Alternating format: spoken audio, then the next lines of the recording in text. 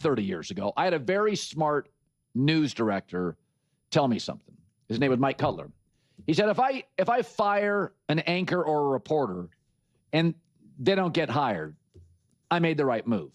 If I fire an anchor and a reporter and they get a job immediately and a good job, I probably made a mistake. Kevin Stefanski would get a job and a good job very quickly.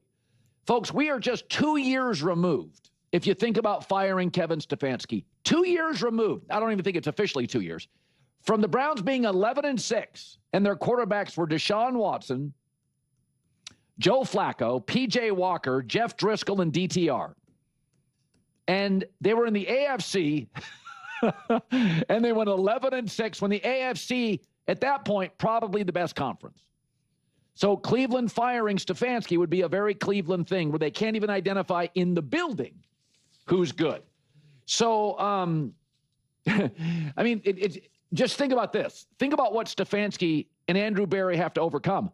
This morning, Deshaun Watson is a bigger cap hit this year than Jordan Love or Patrick Mahomes. Now think about that. You wake up in the morning. That's why what Sean Payton's done in Denver with Russell Wilson's cap hit is remarkable. And the owner, Jimmy Haslam, and he deserves credit for acknowledging it, but he's the one that made that move, the Deshaun Watson move. So if Mike Tomlin exits Pittsburgh, many are suggesting he should, and there are discussions now, it's possible, one of the top candidates for the Steelers' job, I would think would have to be Kevin Stefanski. He knows the division. So the market tells you when you make a mistake. Remember when the Tennessee Titans fired Mike Vrabel? The market told you the Jets wanted him, the Patriots wanted him, everybody wanted Mike Vrabel. Cowboy fans wanted him. The market told you Tennessee made a mistake. And I'm just telling you, if Stefanski's on the market, he's going to get a job, and it may be really close to Cleveland. It could be in division. Zach Taylor's only got 1 year left. They're not giving Joe Burrow a stiff, right? Joe Burrow's not happy with the Bengals now. They're going to hire somebody who knows the division, offensive guy. So here's Stefanski this week on Shedeur coming off a loss. He wants to continue to get better and better, and that's the right attitude to have, and that's why we'll continue to work. There are things that he wants back that we're coaching up right now that he can improve upon, but bottom line is we have to continue to put our players in position to succeed. So just looking forward to that constant improvement with Shedeur and for all of our young players. Just go back a couple years ago, 11-6. AFC, Buffalo was better than now. Kansas City was better than now. The Bengals were arguably better then than now. I mean, go back a couple years ago. AFC was stacked, 11-6. Absolutely. You know, it's somewhat amusing because there's this massive coordinated push from Shedeur Sanders' supporters targeting Kevin Stefanski, which is something I have zero intention of engaging with. I'll be perfectly blunt. I simply do not care enough to wade into those waters. I'll state it as plainly as I can. I have no interest in involving myself in frivolous tabloid-style sports debates. My preference is for substantive discussions about tangible topics that hold actual significance. So, count me out of all that meaningless noise. However, focusing on the football, the Cleveland Browns at this moment, particularly in a matchup with the Tennessee Titans, find themselves in a favorable position. The Titans are an organizational mess. They lack the foundational stability the Browns possess, that bedrock of a formidable defense, and regardless of your personal opinion on Stefanski's coaching acumen, a demonstrably competent and knowledgeable head coach who understands his craft. You cannot necessarily extend that description to the current state of the Tennessee Titans. This foundational disparity is precisely why the Browns are favored in this contest. They're at home, and they hold the clear advantage. This game also carries an additional charge because it represents a prime opportunity for Shedeur Sanders. It's a veritable layup. The hype will be immense, with the narrative of Sanders facing off against Cam Ward. The Browns, with Sanders at the helm, should perform and appear significantly superior to whatever the Titans manage to muster.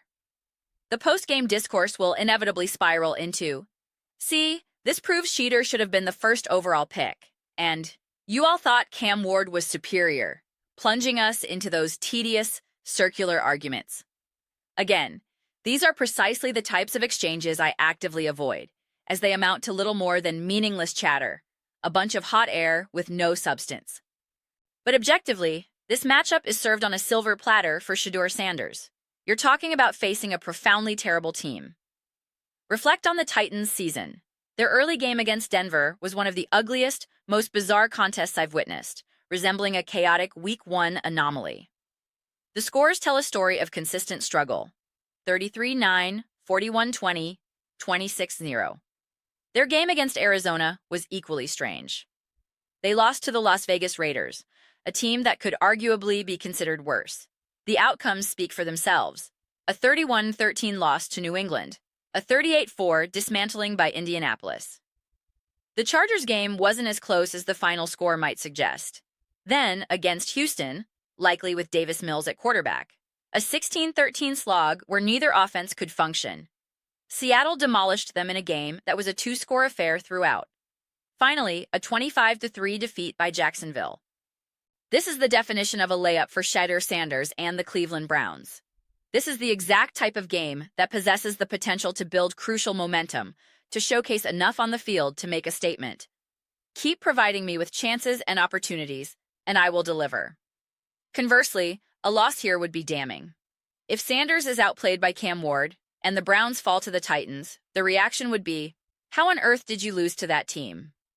You could attempt to contextualize it by noting Cam Ward has had more seasoning this season, but in isolation, that reasoning won't matter. From a pure narrative standpoint, it would be a significant setback. So, this game is, weirdly enough, positioned to be an interesting watch precisely because it features two franchises that, by any reasonable definition, are going absolutely nowhere this season. Two squads that seem perpetually unstable and disjointed.